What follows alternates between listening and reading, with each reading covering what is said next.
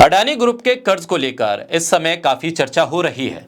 अब खुलासा भी हुआ है और नए खुलासे ने फिर एक बार सबको चौंका दिया है। अब जो खुलासा हुआ है उसमें बताया गया है कि अडानी पावर का कोयले से चलने वाला मुद्रा पावर प्लांट भी भारी कर्ज में डूबा हुआ है।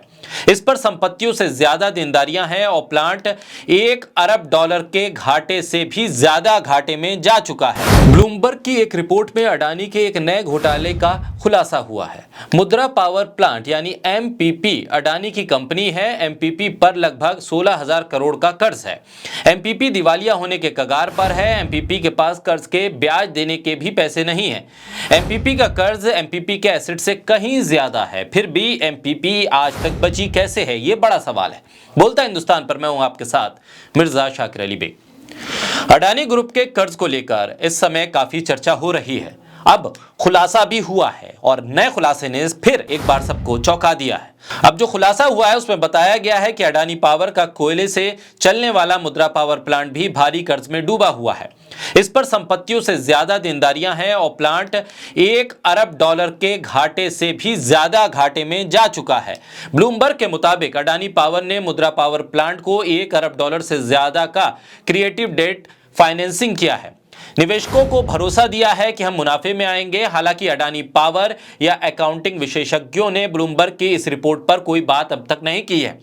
5 साल पहले $1.5 अरब के रिकॉर्ड घाटे के बाद अडानी पावर के नए ऑडिटर SRBS एंड कंपनी ने मुद्रा प्लांट में अनिश्चितता को लेकर चिंता जताई थी।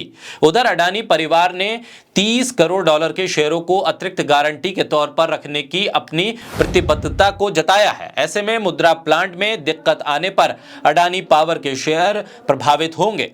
गौतम अडानी ने 15 साल पहले ऊर्जा के क्षेत्र में कदम रखा था। इसके बाद उन्होंने कई पावर प्लांट को अपने नियंत्रण में ले लिया और जल्द ही देश के सबसे बड़े ऊर्जा आपूर्तिकर्ताओं में शामिल हो गए।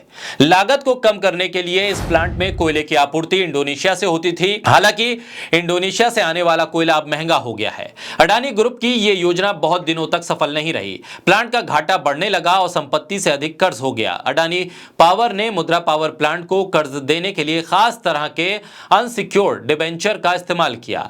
एक्सचेंज फाइनेंसिंग के मुताबिक इसके लिए ब्याज की दर सालाना 10% तय की गई और इसे तभी देना है जब अडानी पावर मांगे। इसके अलावा कोई तारीख भी तय नहीं की गई कि मुद्रा पावर प्लांट को मूल कर्ज कब तक चुकाना है।